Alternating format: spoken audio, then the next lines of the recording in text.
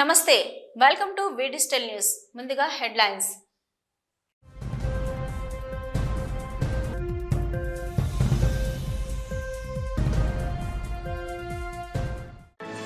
ఘనంగా సింహాచలం శ్రీ వరహాలక్ష్మీ నరసింహస్వామి వారి నిత్య కళ్యాణం.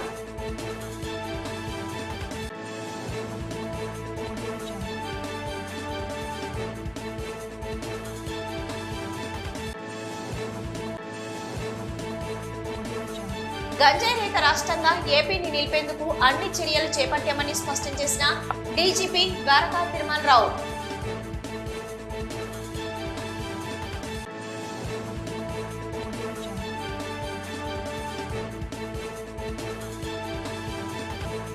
విశాఖ జిల్లాలో క్రీడాభివృద్ధికి శతశాతం చిత్తశుద్ధితో కృషి చేస్తున్నామని పేర్కొన్న జిల్లా కలెక్టర్ ఎంఎన్ హరీందర్ ప్రసాద్.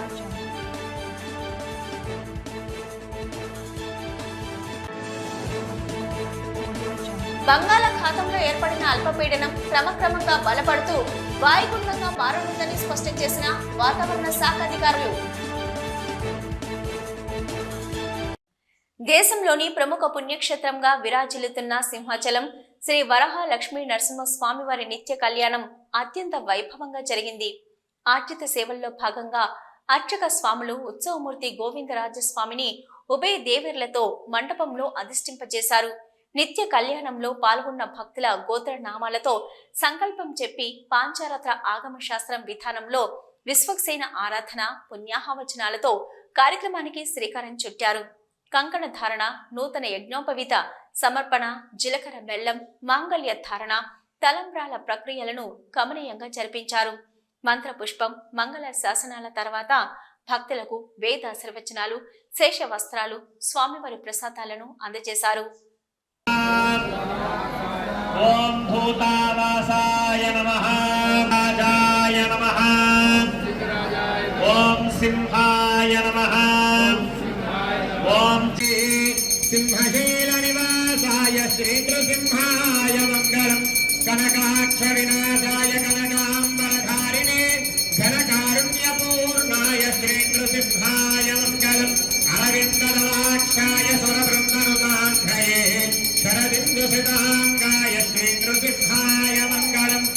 సింహాచలం శ్రీ శ్రీ శ్రీ వరహాలక్ష్మీ నృసింహస్వామి వారిని ప్రభుత్వ స్పెషల్ చీఫ్ సెక్రటరీ అనంతరం స్వామివారిని దర్శించుకున్నారు. వీరికి ఆలయ కార్యనిర్వహణాధికారి ఎస్ శ్రీనివాసమూర్తి, సహాయ కార్యనిర్వహణాధికారి ఆనంద్ కుమార్, ప్రధాన అర్చకులు శ్రీనివాస్ ఆచార్యులు స్వాగతం పలికి ముందుగా కప్పస్తంభం ఆలింగనం చేయించి బేడ మండపం ప్రదక్షిణ కావించిన తర్వాత స్వామివారి దర్శనం అనంతరం వేద పండితులచే వేద ఆశీర్వచనం ఇచ్చి స్వామివారి శేష వస్త్రంతో సత్కరించి ఆలయ కార్యనిర్వహణాధికారి ఎస్ శ్రీనివాసమూర్తి, ఆలయ కార్యనిర్వహణ అధికారి ఎన్ ఆనంద్ కుమార్, స్వామివారి సహాయ కార్యనిర్వహణ అధికారి ఎన్ ఆనంద్ కుమార్ స్వామివారి ప్రసాదం, స్వామివారి చిత్రపటం బహూకరించారు.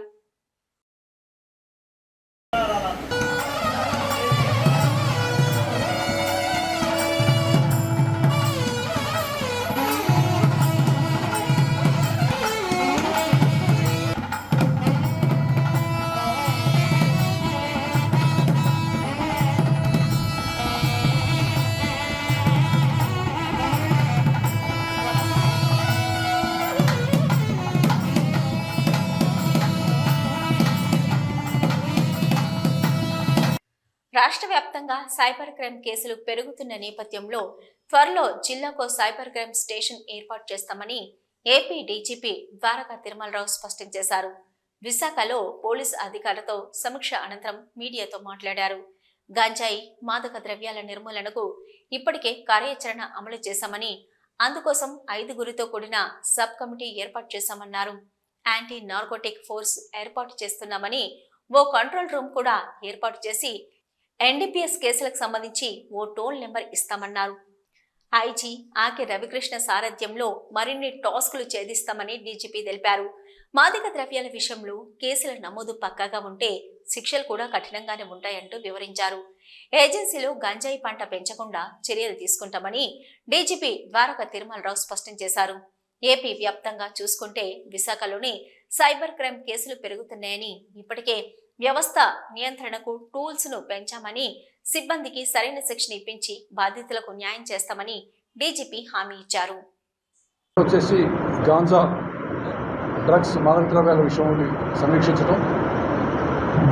రెండవది, కొంతకాలంగా విశాఖపట్నం పరిధిలో సైబర్ క్రైమ్స్ కొంచెం పెరగడం, ఇప్పుడే కాదు చాలా కాలంగా ఉందండి. వాటిని ఎలా ఇన్వెస్టిగేషన్ చేస్తున్నారు, వాటిని కంట్రోల్ చేయడానికి ఏదో చర్యలు తీసుకుంటున్నారు. అదేవిధంగా ఈ మధ్య జరిగినటువంటి కొన్ని సత్ఫలితాలు వచ్చినాయి ఇక్కడ. సో వాటి గురించి అన్ని కూడా చర్చించడం జరిగింది. ఇందులో భాగంగానే ఈ మధ్య జరిగినటువంటి 2 ప్రమాదాలు అయితే ఏమి, అదేవిధంగా వేరే రాష్ట్రాల్లో జరిగినటువంటి ఈ మధ్య వెస్ట్ బెంగాల్లో జరిగినటువంటి హాస్పిటల్లో జరిగినటువంటి సంఘటన గురించి అన్నీ కూడా పూర్తిగా చర్చించడం జరిగింది. ఒక్కొక్క విషయం కొంచెం చెప్పేసి నేను తర్వాత మీకు మీరు అడిగిన ప్రశ్నలు సమాధానం చెప్తాను. రాష్ట్ర ప్రభుత్వం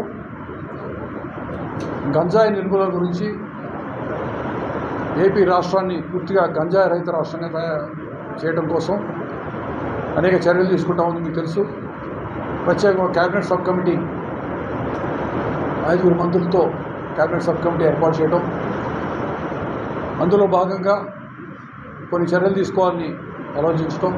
ఇంతకుముందు మనం ఏ విధంగా అయితే రాష్ట్రంలో జరుగుతున్న కొన్ని నేరాలు అయితేనేమి, లా అండ్ ఆర్డర్ ప్రాబ్లమ్స్ వచ్చినప్పుడు కొన్ని మనం ఫోకస్డ్గా అటెన్షన్ పెట్టాము. అది ఎర్రచందనం కావచ్చు, నక్సలిజం కావచ్చు, ఫ్యాక్షనిజం కావచ్చు, రెండింటినీ చేసినప్పుడు ఏ విధంగా మనం కంట్రోల్ చేసామో ఆ విధంగా ప్రత్యేకంగా యాంటీ నార్కోటిక్ టాస్క్ ఫోర్స్ అనేది ఒకటి పెట్టాలని చెప్పి నిర్ణయించిన ప్రభుత్వం. క్యాబినెట్ సబ్ కమిటీ దాన్ని స్టడీ చేస్తూ ఉన్నారు. దానికి సంబంధించిన ప్రతిపాదనలు పంపించాము. నా పక్కనే ఉన్నారు ఐజీ గారు ఆకే రవికృష్ణ అని, ఆయన పోస్టింగ్ ఇచ్చాం కానీ ఇంకా ఏఎన్టీఎఫ్ ఫామ్ కాలేదు కాబట్టి ఆయన ఐజీ ఏఎన్టీఎఫ్ అనలేదు.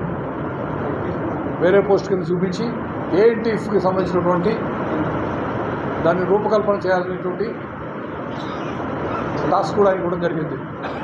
విశాఖ జిల్లాలో క్రీడాభివృద్ధికి 100% చిత్తశుద్ధితో కృషి చేస్తామని జిల్లా కలెక్టర్ ఎంఎన్ హరీందర్ ప్రసాద్ పేర్కొన్నారు.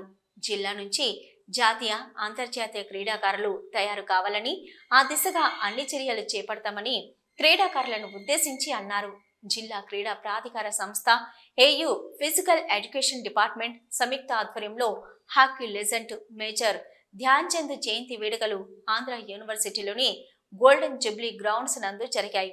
ఈ సందర్భంగా మేజర్ ధ్యాన్ చంద్ విగ్రహానికి విశాఖపట్నం పశ్చిమ ఎమ్మెల్యే గణబాబుతో కలిసి కలెక్టర్ పూలమాలలను వేసి నివాళులు అర్పించారు. అనంతరం chemistry department new seminar hall నందు నిర్వహించిన సమావేశంలో కలెక్టర్ మాట్లాడుతూ మేజర్ ధ్యాన్ చంద్ జయంతి సందర్భంగా జాతీయ క్రీడా దినోత్సవాన్ని నిర్వహించుకోవడం, తద్వారా క్రీడాకారులను ప్రోత్సహించుకోవడం ఆనందదాయకమని అన్నారు. జిల్లా యంత్రాంగం తరపున క్రీడాభివృద్ధికి ఎంత సహకారం అందించగలమో అంత తప్పనిసరిగా 100% చిత్తశుద్ధితో కృషి చేస్తామని కలెక్టర్ హామీ ఇచ్చారు. ప్రాధాన్యత క్రమంలో క్రీడాభివృద్ధికి సహకారం అందిస్తామని తెలిపారు. జిల్లా నుంచి క్రీడాకారిణి యరాజీ జ్యోతి ఒలింపిక్స్ లో పాల్గొనడం గర్వకారణమని, అటువంటి క్రీడాకారులు చాలా మంది తయారు కావాలని కలెక్టర్ ఆకాంక్షించారు. ఈ కార్యక్రమంలో జిల్లా క్రీడా అభివృద్ధి అధికారి June Galiot, Andhra university dean of sports professor N Vijayamohan, boxing లో ద్రోణాచార్య అవార్డు గ్రహీత ఐ వెంకటేశ్వరరావు, అర్జున అవార్డు గ్రహీత Seera Jayaram, Olympic association president D Prasanna Kumar, జిల్లా క్రీడా ప్రాధికార సంస్థ క్రీడా శిక్షకులు మరియు సిబ్బంది తదితరులు పాల్గొన్నారు. ధ్యాన్ చంద్ గారి గురించి ప్రసన్న గారు చాలా డీటెయిల్గా బ్రీఫ్గా కూడా అందరికీ తెలియజేశారు. అనేక మంది భారతదేశానికి అటు ఒలింపిక్స్లోనో లేదా ఏషియన్ గేమ్స్లోనో కామన్వెల్త్ గేమ్స్లోనో అత్యున్నతంగా ప్రపంచ స్థాయిలో గుర్తింపు పొందినటువంటి ఈవెంట్స్లో పార్టిసిపేట్ చేయడం అనేటువంటిది ప్రతి ఒక్క క్రీడాకారుడి లక్ష్యం.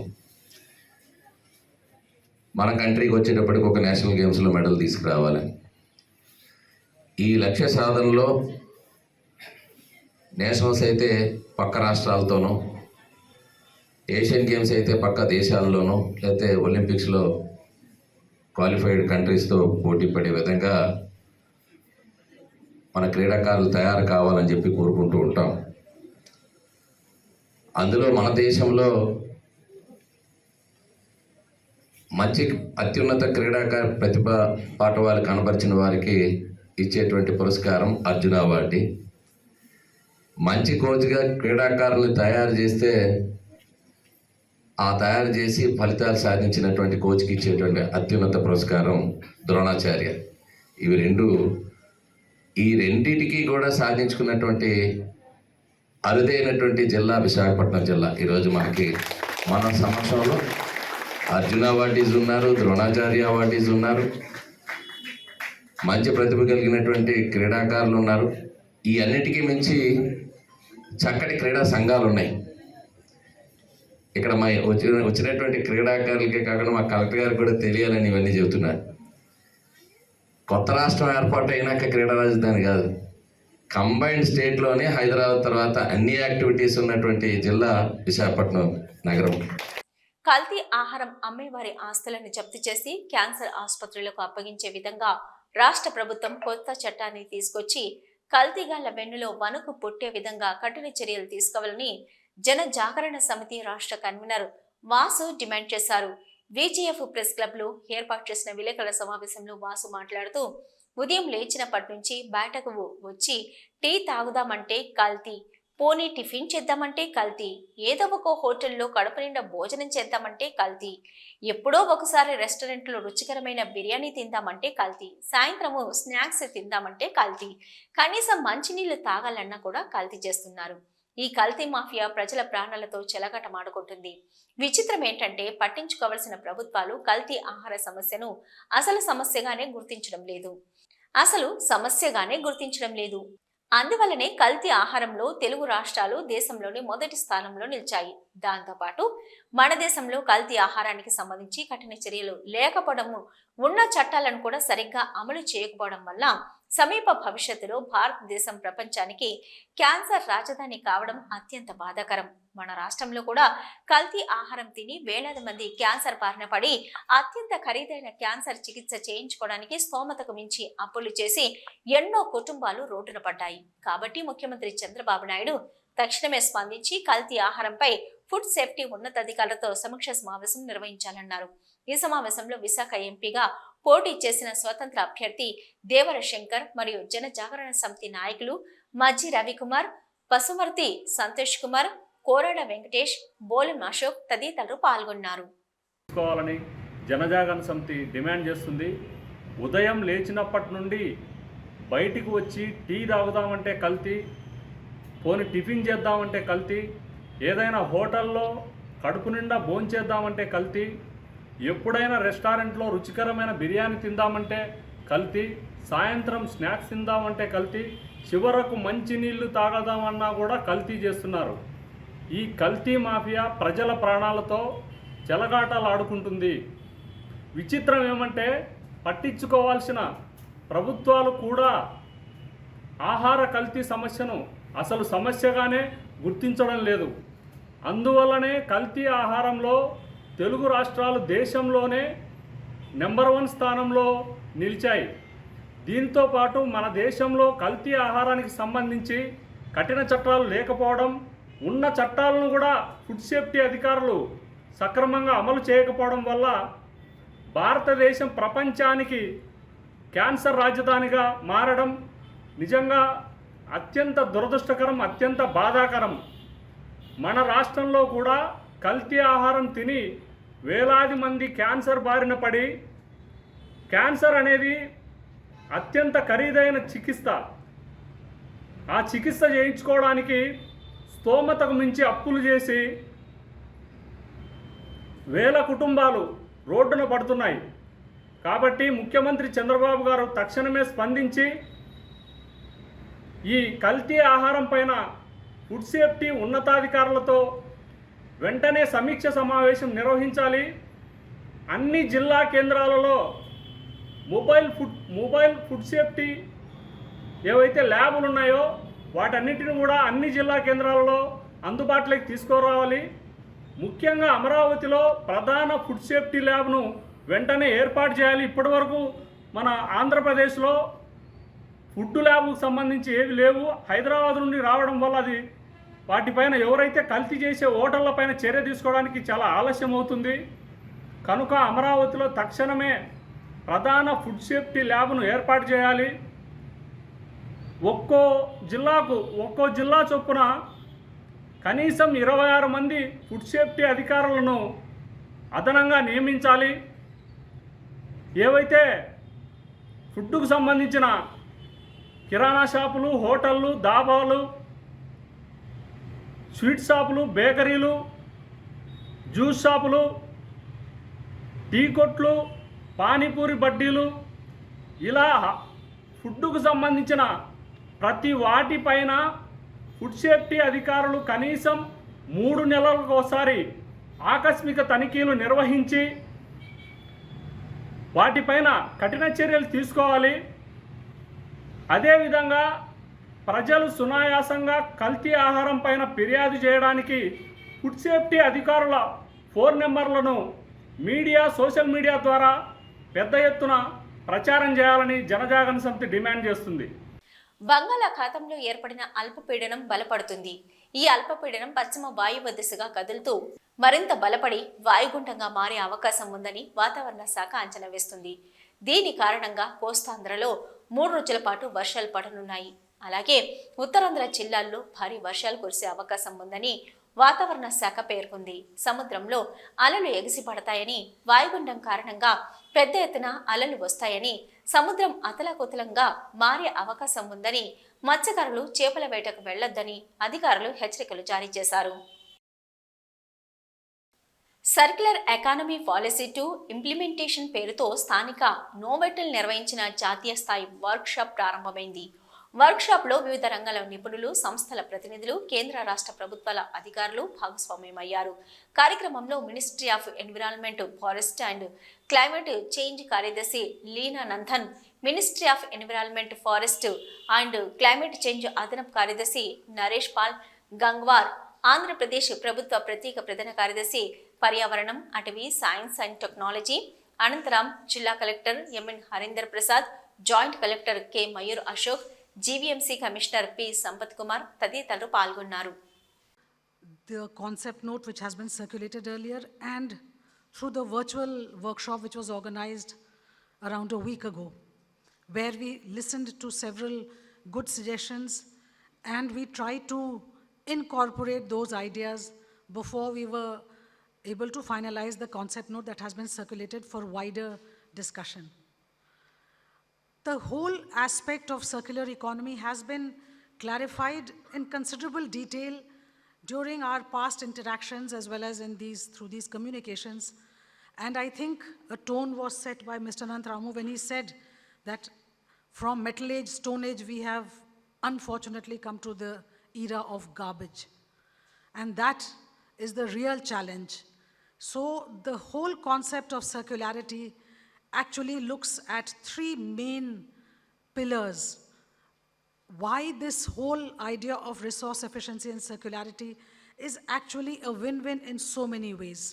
First and foremost, it is the way to maintain and to manage the impact of waste, the impact of this garbage, which is otherwise going to have a very, very negative impact on the environment. November and December.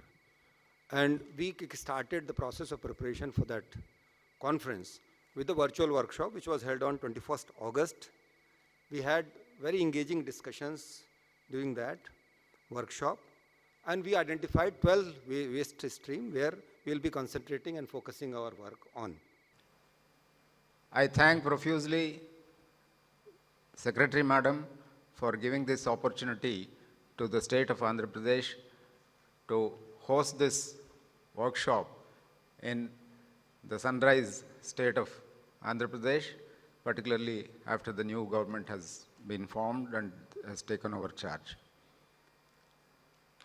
The stage has already been set by the ministry, Madam Leela Nandanji, through that virtual workshop held on 21st, and sufficient background has already been given, and all of us are conscious and aware of the task ahead of us. V digital news ముగించే ముందు headlines మరొకసారి.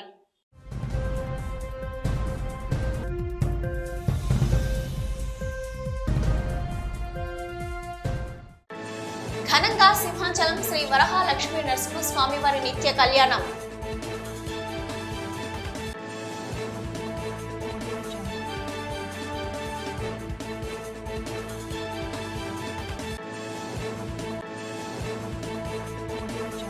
గంజాయి రహిత రాష్ట్రంగా ఏపీని నిలిపేందుకు అన్ని చర్యలు చేపట్టామని స్పష్టం చేసిన డీజీపీ ద్వారకా తిరుమలరావు.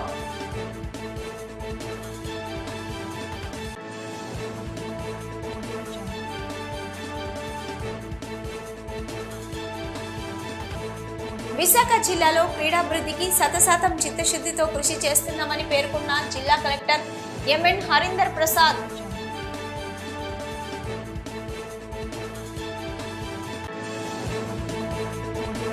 బంగాళాఖాతంలో ఏర్పడిన అల్పపీడనం క్రమక్రమంగా బలపడుతూ వాయుగుండంగా మారనుందని స్పష్టం చేసిన వాతావరణ శాఖ అధికారులు. ఇవి ఇప్పటివరకున్న వి డిజిటల్ న్యూస్. నమస్తే.